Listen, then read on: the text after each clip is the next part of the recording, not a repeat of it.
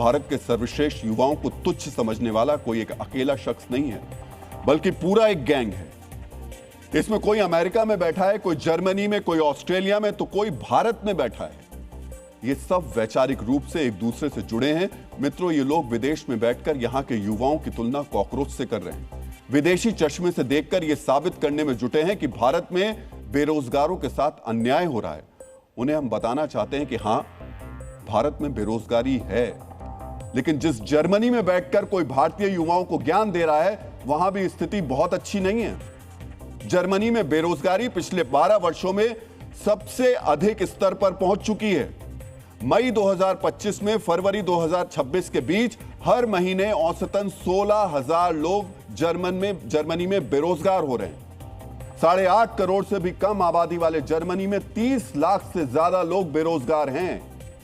हालात ऐसे हैं कि वहां युवाओं की कमी के कारण देश चलाने के लिए भारत से लोगों को बुलाना पड़ रहा है, और वहीं से बैठकर कुंठा क्लब के सदस्य उस भारत के युवाओं को ज्ञान दे रहे हैं जो दुनिया का सबसे युवा देश है।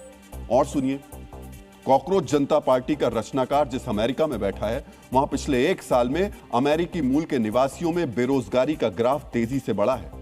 ट्रंप सरकार ने अकेले मार्च में ही 18,000 और 1 साल के भीतर 3.5 लाख से अधिक सरकारी पद समाप्त कर दिए। एविएशन और टेक इंडस्ट्री में अचानक हो रही बड़ी छटनियों ने हजारों लोगों को रातों रात बेरोजगार कर दिया। गैलेप के हालिया सर्वे के अनुसार 55% अमेरिकी मानते हैं वो हर दिन गरीब होते जा रहे हैं। ये पिछले 25 सालों में आर्थिक चिंता का सबसे खराब आंकड़ा है अमेरिका का। अमेरिका के 40% हाई स्कूल स्टूडेंट लगातार उदासी और गहरी निराशा में जी रहे हैं। जिस अमेरिका में बैठकर कॉकरोच पार्टी का फाउंडर भारत को ज्ञान दे रहा है, वहां हर 4 में से 1 युवा क्लिनिकली डिप्रेस्ड है।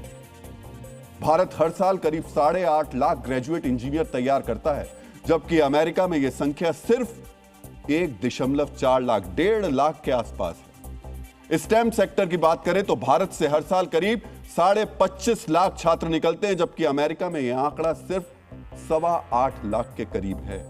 सोचिए, उस अमेरिका और जर्मनी में बैठकर एक भारतीय भारत में बेरोजगारी पर ज्ञान दे रहा है। वो भारत के नौजवानों को कॉकरोच कह रहे हैं। भारत में जेनजी क्रांति की आग सुलगाने की कोशिश कर रहे हैं। युवाओं को सड़क पर उतरने के लिए उनकी भावनाएं भड़का रहे हैं। मित्रों, जो युवा भारत में पढ़े लिखे हैं, जिन्हें यहां की व्यवस्था ने इस काबिल बनाया वो विदेश जा सकें, वहां पढ़ सकें और काम कर सकें, आज वही लोग विदेश में बैठकर भारत को कॉकरोचों का देश साबित करने में जुटे हुए। मित्रों, जर्मनी कॉकरोचों की जन्मभूमि बताई जाती है। कॉकरोच की संख्या दुनिया भर में 2 खरब से ज्यादा है। इसकी 4,600 से ज्यादा प्रजातियां हैं, लेकिन इनमें जर्मन कॉकरोच सबसे ज्यादा फैले हुए हैं। और इसी जर्मनी में बैठकर कुछ लोगों का दिमाग भी कॉकरोच जैसा हो गया है। वो भारतीय युवा की तुलना कॉकरोच से कर रहे हैं। सोचिए मित्रों, ऐसा नहीं कि भारत में सब कुछ अच्छा ही है या भारत किसी स्वर्ण काल में जी रहा है, ऐसा बिल्कुल भी नहीं है। यहां भी कमियां हैं। दुनिया की सबसे बड़ी आबादी होने के कारण हमारे यहां गरीबी भी है, करप्शन भी है। हर सरकार में कुछ ना कुछ दिक्कतें रही हैं। आजादी के बाद से पिछले 75 साल से हम इन कमियों को दूर करने का प्रयास कर रहे हैं। आजादी के बाद से जो जो सरकारें हुई, उन्होंने अपनी अपनी कोशिशें की हैं। इसमें हर सियासी दल के नेताओं का योगदान है, हर पार्टी के नेताओं का योगदान है। हर पार्टी ने कोशिश की कि देश बेहतरी की तरफ बढ़े। इसमें जाति, धर्म, क्षेत्र, युवा, बुजुर्ग और महिलाएं सभी का योगदान रहा है। सबने अपने अपने स्तर पर देश के भीतर रहकर योगदान दिया है। विदेश में बैठकर भारतीय युवाओं का अपमान करके ज्ञान नहीं दिया है। अगर विदेश में बैठे कुछ लोगों को लगता है कि भारत में सब ठीक नहीं है, यहां के युवाओं के साथ अन्याय हो रहा है और भारतीय युवाओं को सड़क पर उतरकर क्रांति करनी चाहिए, या जो लोग बांग्लादेश और नेपाल की तरह कुछ सपने देख रहे हैं, उनसे हम कहना चाहते हैं कि यहां के युवाओं को आपकी सलाह की आवश्यकता नहीं है। जब जब देश को लगा, जब जब यहां के युवाओं को लगा सड़क पर उतरना चाहिए, वो उतरे हैं। उन्होंने एक से एक बढ़कर क्रांतियां की। इसी देश के युवाओं ने 1974 में जेपी आंदोलन किया और भारत की सत्ता बदल दी। तब तो उन लोगों का जन्म भी नहीं हुआ था जो आज युवाओं को कॉकरोच कहकर अपमानित कर रहे हैं। इसी देश में 1990 में मंडल आंदोलन हुआ। तब विदेश में बैठे किसी व्यक्ति ने भारतीय युवाओं को क्रांति करने की सलाह नहीं दी थी। युवाओं को खुद एहसास हुआ पक्ष विपक्ष दोनों के युवा सड़क पर उतर गए। करीब 15 साल पहले अन्ना आंदोलन हुआ। देश के युवाओं को लगा कि परिवर्तन चाहिए, इसलिए वो खुद सड़क पर उतर गए। अन्ना आंदोलन में देश के युवा इसलिए नहीं आए थे कि विदेश में बैठे किसी एजेंडाधारी ने उन्हें कॉकरोच या चूहा कहकर उकसाया था। अभी कुछ दिन पहले नीट पेपर लीक का मामला हुआ। बिना किसी उकसावे के देश के युवा अपने भविष्य और भविष्य व्यवस्था की पारदर्शिता के लिए सड़क पर उतरे और एनटीए को दोबारा परीक्षा करवाने का आदेश जारी करना पड़ा। इसलिए अगर देश के बाहर बैठकर कुछ लोग ये सोच रहे हैं कि वो अपमानजनक शब्दों का इस्तेमाल करके देश के युवाओं को उकसाएंगे और वो क्रांति करने के लिए सड़क पर उतर जाएंगे, तो ऐसा नहीं। मित्रों, हम फिर से कह रहे हैं, जो लोग कॉकरोच जनता पार्टी टाइप क्रांति कर रहे हैं या करवाने की कोशिश कर रहे हैं, वो सिर्फ और सिर्फ अपना एजेंडा साध रहे हैं, वो धूर्तता कर रहे हैं। अगर ऐसा नहीं है तो खुद जर्मनी और अमेरिका में से यहां क्यों नहीं आ जाते? इस देश ने उनके लिए क्या नहीं किया? पढ़ाया, लिखाया, अवसर दिए, और जब कुछ करने के लायक हुए तो विदेश चले गए। अगर इतनी ही चिंता है देश की तो आइए, रखिए बात लोगों की। लेकिन नहीं, बात नहीं रखेंगे। आगे बढ़ते हैं और आपको कुछ और आंकड़े बताते हैं। इन्हें करना क्या है? जब जब जरूरत पड़ी देश को, तब तब देश की मीडिया ने भी। अब एक चीज और आज आपसे बात कर लेनी चाहिए। ये लोग बड़ी ही चालाकी से मीडिया को भी घेरते रहते हैं और बताते रहते हैं, देखिए मीडिया तो आंखों पर पट्टी बांध के बैठी हुई है, मीडिया को सवाल पूछना चाहिए। भारत की मीडिया सवाल ही नहीं पूछती है। लेकिन जब जब जरूरत पड़ी, भारत की मीडिया ने सवाल उठाए हैं, जोर शोर से उठाए हैं और सरकार से जवाब मांगा भी है। लेकिन आपने अपनी आंखों पर एजेंडा और स्वार्थ का चश्मा लगा रखा, इसलिए आपको यह दिखाई नहीं देगा। चश्मा उतारिए, देखिए और सुनिए। जब अभी नीट का पेपर लीक हुआ तब भी हमने सवाल उठाया, और जब 2024 में नीट पेपर लीक हुआ था तब भी हमने सरकार और व्यवस्था दोनों पर सवाल उठाए। और आज ये जो हम है ना, ये सिर्फ एक चैनल की बात नहीं कर रहे हैं। इस हम का मतलब देश में बैठे तमाम मीडिया संस्थान हैं, तमाम चैनल्स हैं, तमाम अखबार हैं। बताइए कौन से चैनल और अखबार ने नीट की खबर को नहीं दिखाया, सरकार से सवाल नहीं पूछे? आपको याद होगा जब नोएडा के गड्ढे में गिरकर युवराज मेहता की मौत हुई थी, तब सभी मीडिया चैनल्स ने इस मुद्दे को उठाया था, सरकार से सवाल पूछे थे और उसके बाद कार्रवाई भी हुई थी। अभी ट्विशा की मौत का मामला चल रहा है।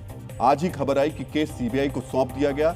ऐसा इसलिए हुआ क्योंकि न्यूज चैनल्स लगातार इस मुद्दे को उठा रहे हैं। और सुनिए, आपको शायद याद ना हो, लेकिन रेलवे सेफ्टी पर भी मीडिया ने ही एक बार नहीं कई बार सवाल उठाए, रेल मंत्री से जवाब मांगे। पिछले महीने प्राइवेट स्कूल्स की मनमानी पर सवाल हमने उठाए और उसके बाद कई राज्यों में कार्रवाई हुई। क्या यह आम लोगों से जुड़ा मुद्दा नहीं था? बिल्कुल था। हाँ, हम वो खबर नहीं दिखाते जो आप चाहते हैं या जो आपके एजेंडे में फिट बैठती है। इसीलिए आपको भारतीय मीडिया में सिर्फ कमियां ही कमियां दिखाई देती हैं और फिर आप पैसा कमाने के लिए भारतीय युवाओं को मोहरा बनाते हैं, उनकी तुलना निकृष्ट जीवों से करते हैं और उन्हीं युवाओं के जरिए अपनी कुंठा पूरी करना चाहते हैं। डीएनए मित्रों, हम फिर से कह रहे हैं कि सरकार का विरोध करने का अधिकार हर किसी को है। किसी पार्टी विशेष का विरोध करने का अधिकार भी हर नागरिक को है, होना भी चाहिए। यही लोकतंत्र की खूबसूरती है।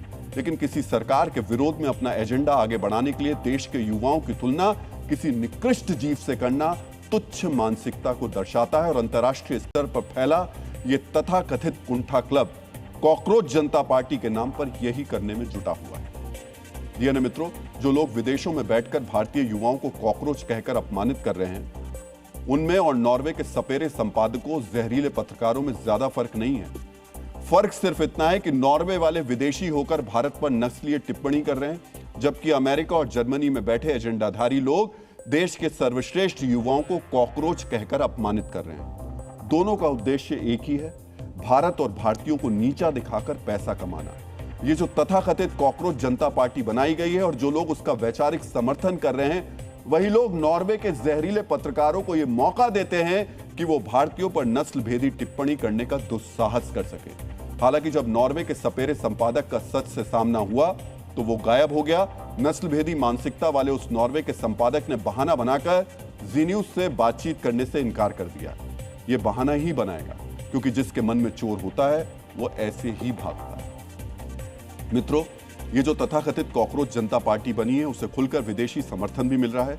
अमेरिका और ब्रिटेन के अखबारों में इस पर खबरें छप रही हैं। जानते हैं, उन देशों के कुछ अखबार वही लिख रहे हैं जो कुंठा क्लब के मन में है। कुछ अमेरिकी अखबार इसे जेनजी आंदोलन के तौर पर पेश कर रहे हैं। इसके पीछे भारतीय युवाओं की गहरी निराशा और गुस्से को कारण बताया जा रहा है। हेडलाइंस पर जरा गौर कीजिएगा।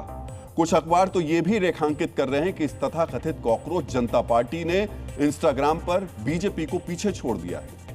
लेकिन उन्हें शायद ये नहीं पता कि बीजेपी सांसद और सिंगर मनोज तिवारी के भी 25 मिलियन से ज्यादा फॉलोअर्स हैं। वहीं पूर्व सांसद दिनेश लाल यादव निरहुआ के भी 20 मिलियन फॉलोअर्स हैं। तो क्या इससे वो बीजेपी से बड़े हो गए?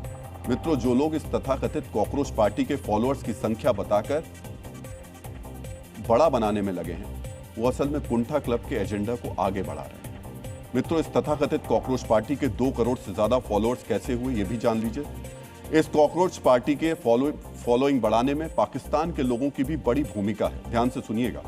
इसके फॉलोअर्स में करीब 49%, यानी 100 में से 49 अकाउंट पाकिस्तान से जुड़े बताए जा रहे हैं। इसके अलावा बांग्लादेश और तुर्की के लोग भी इसे फॉलो कर रहे हैं और इसके नैरेटिव को आगे बढ़ाने में जुटे हैं। हमारी बाईं तरफ दिखाई जा रही तस्वीरों में आप देख सकते हैं किस तरह बड़ी संख्या में पाकिस्तानी, बांग्लादेशी और तुर्की के लोग इस तथाकथित कॉकरोच पार्टी के एजेंडे को आगे बढ़ाने। मित्रों, हम फिर दोहरा रहे हैं, अगर ये सिर्फ व्यंग्य होता तो फिर लाहौर, ढाका और इस्तांबुल में बैठे लोगों को इससे क्या मतलब था? लेकिन उन्हें मतलब है, क्योंकि वो सिर्फ व्यंग्य नहीं है, बल्कि भारतीय युवाओं को अपमानित करने और भारतीय समाज को भड़काने वाला एक एजेंडा प्रतीत होता है। और दुर्भाग्य देखिए कि युवाओं की तुलना एक निकृष्ट जीव से कर उन्हीं युवाओं को भड़काने की कोशिश की जा रही है।